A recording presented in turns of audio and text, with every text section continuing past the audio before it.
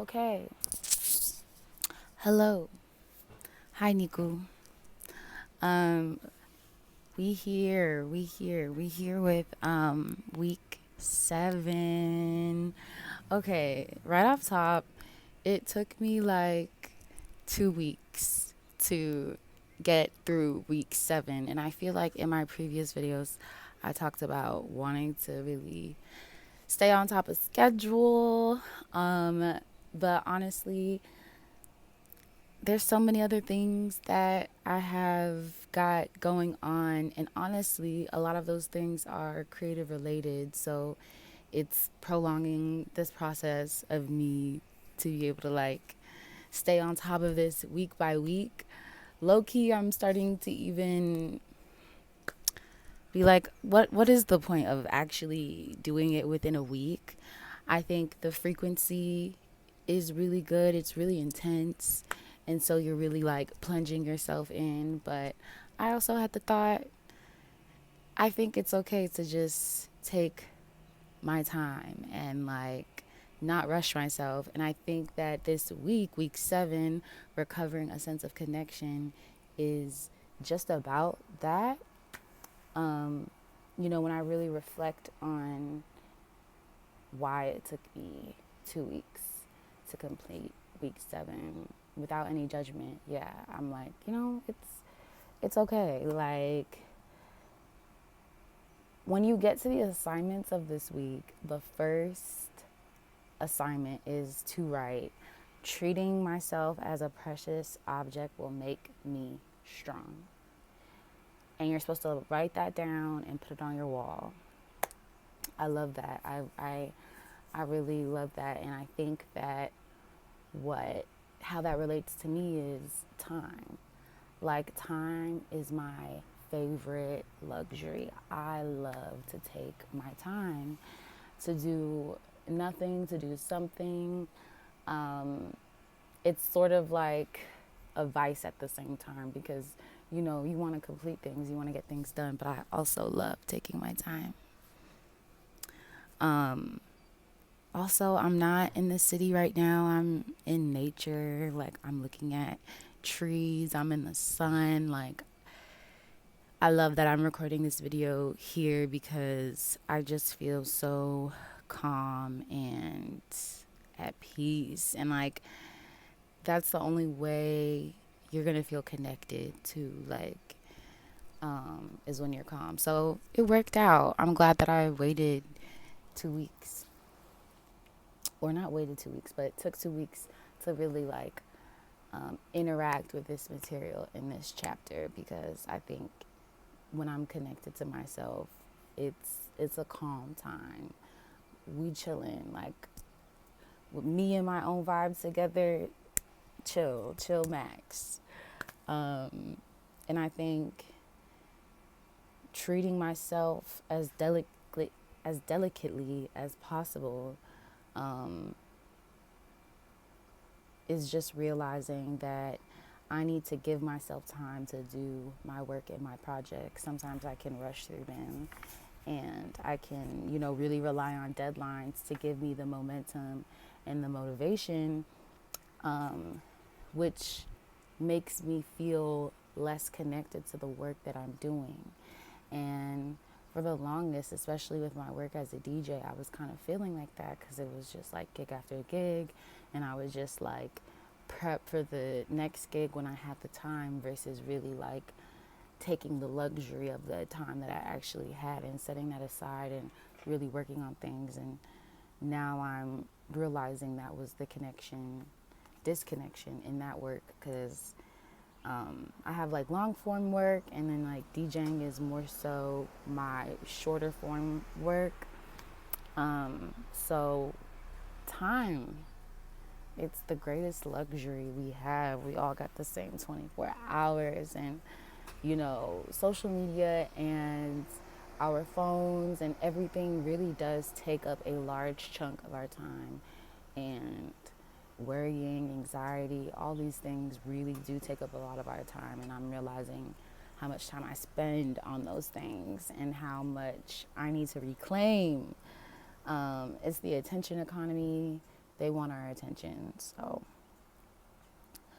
that is something that I picked up from this week. So just like, and I think focusing on my consistency within my commitment and just making sure I always come back no matter how long it takes me to return, I think is more important. I think longevity is way more important than high frequency if that's not what you can output at the moment. Like sometimes I feel like my output can be, and then sometimes it's not like that. And I realize when it's not like that, that just means I need to take time to connect with myself and take time to connect with what I'm doing. And that really gives me confidence to keep going because, you really have a relationship with what you're creating. And I never really thought of it like that. It's a whole relationship. Now I get why, like, rappers be like, I'm married to the game, married to the rap game, married to the creator game. But I think, having more attention on my creative space allows me to have more to give to others at the same time. So, and really battling that perfectionism, because that is something that they talked about in the book. Julia Cameron has a whole section on perfectionism, and the quote that stuck out to me was, perfectionism is the refusal to let yourself move ahead. It is a loop, an obsessive, debilitating closed system that causes you to get stuck in the details of what you are. And it keeps going, but that's why I stopped highlighting. And that's exactly what I was doing with just this work. Like I was getting really stuck in the loop of like being present in this work and like kind of trying to force it. But you really can't. And I think this week the morning pages really started to click for me, and the artist dates really started to click for me. Not that I was on top of doing them this week, but I really started to understand why you need to do those things to combat perfectionism. You need to be used to having yourself in a sacred space with you and your creation, and you need to have that practice so when you get back into those spaces, you're not, nervous and anxious. You can mitigate all the feelings that come up for you and you can keep progressing. So that's what I learned, because like I remember, the first time I ever stepped in front of some decks to DJ, like my whole body was shaking. Like I was so afraid. And it's not until now that I've done like probably hundreds of DJ sets at this point. Like that's really crazy to think about. Now it's like, of course I'm not as nervous because I've done that so many times. So practice allows you to release perfectionism. And I always remember that quote that they would kind of say to us growing up in art school, oh, perfect practice makes perfect. Practice doesn't make perfect. And like, telling that to kids is just unnecessary. We need to release perfectionism in its totality.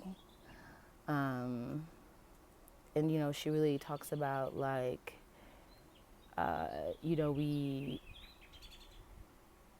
we should be careful not to overwork our work.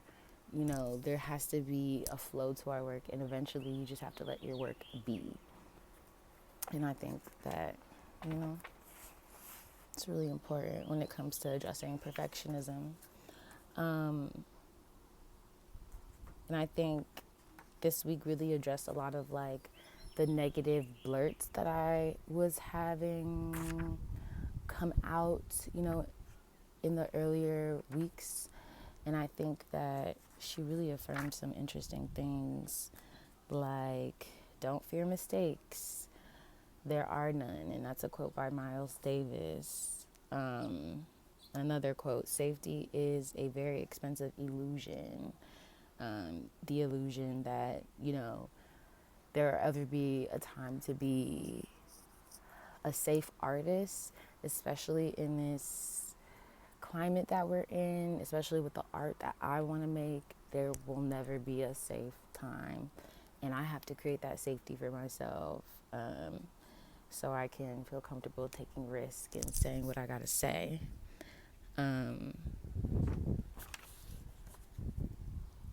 We deny that in order to do something well, we must first be willing to do it badly.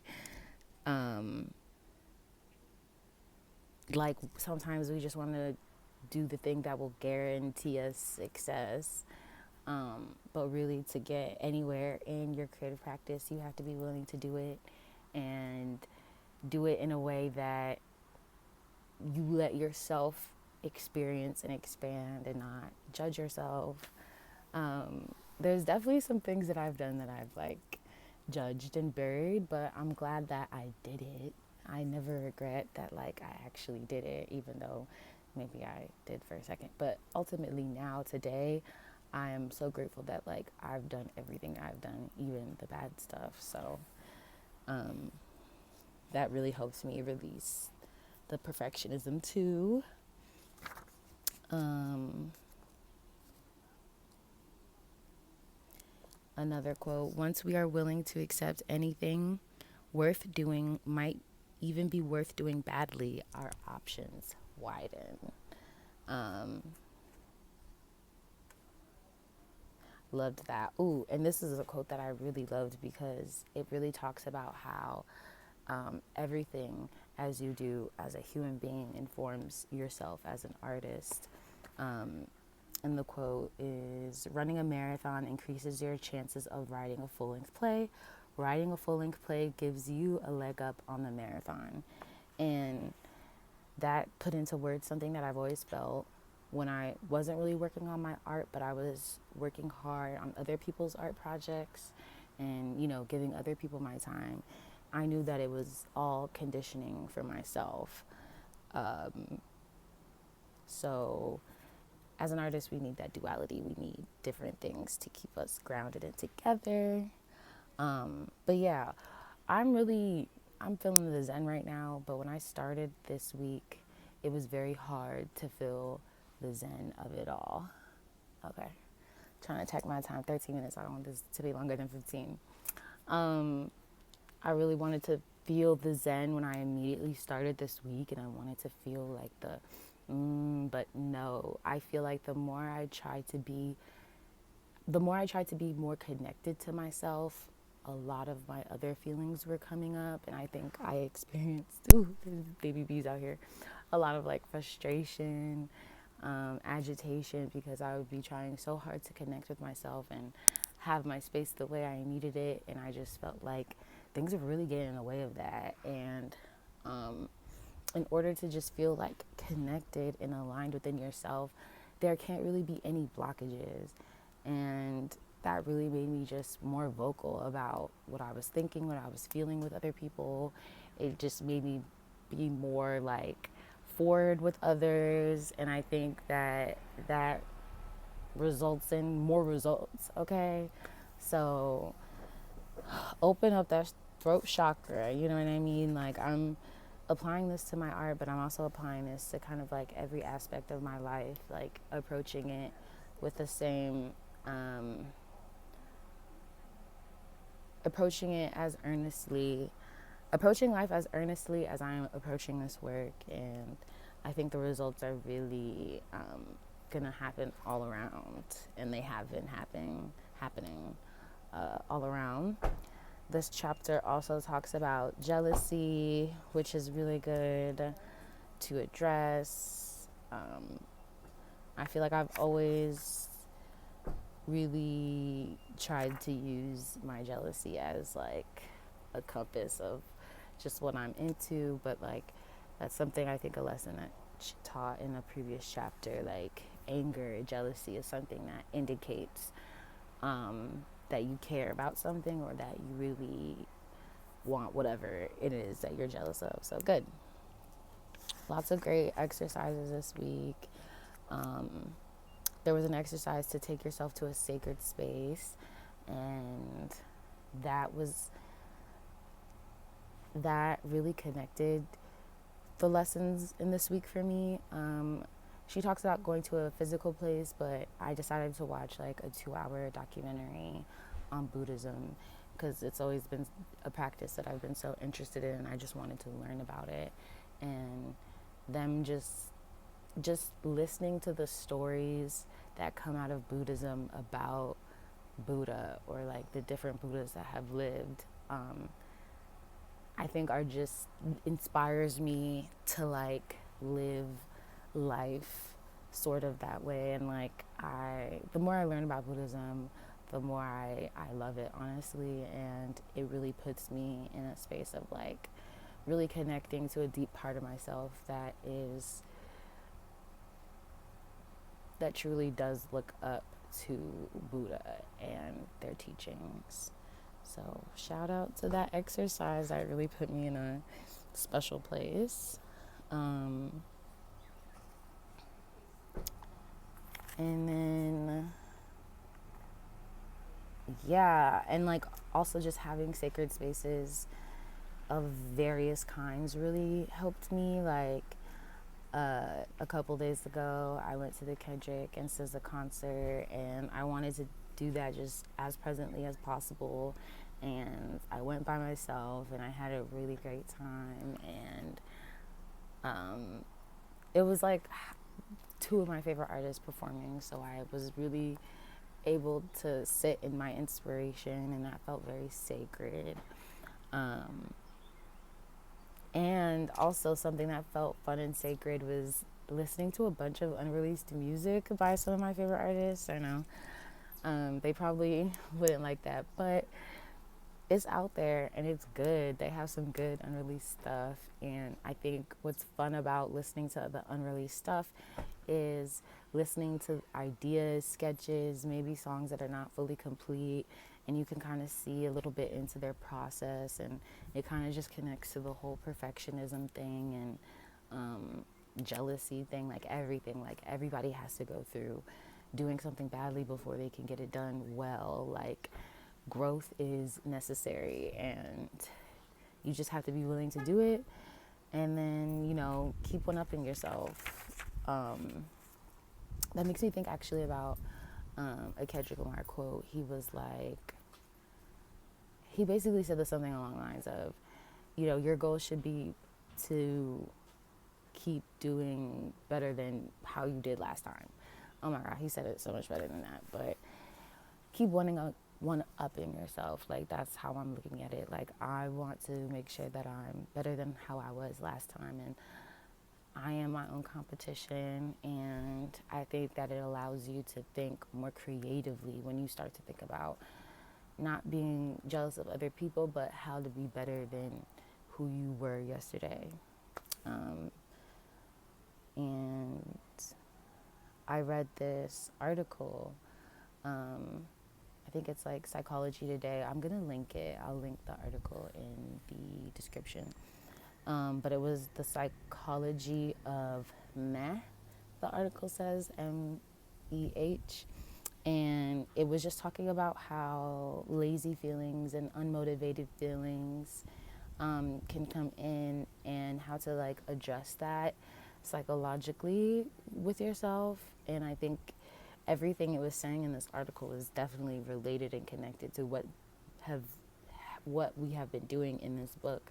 So I thought it was a really interesting read, and I think it's a very straightforward way to do other exercises to find connections and connections within yourself. And I just think supplemental material is really important when you're doing this work as well. So really check that out.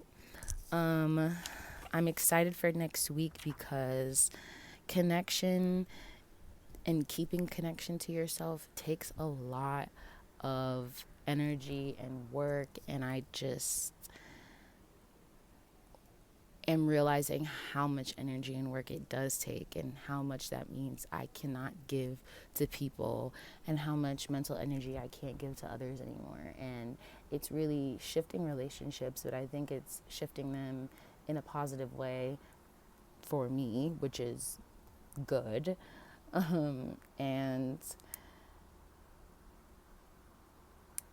I lost my train of thought. Yeah, but the the article mentions, revisit why you're doing something, find the feeling of why you're doing something, and make space for things that light you up, and make space for those things without any judgment. And I just think this week was really about learning how to create a sacred space for yourself so you could feel more connected to you and your art. Um, and I'm excited because the strength, there we go, connecting it to next week, the strength. I feel like having the strength to be more vocal about what you need so your space is sacred, is important. And that's why I'm excited for week 8, recovering a sense of strength. So thank you for listening.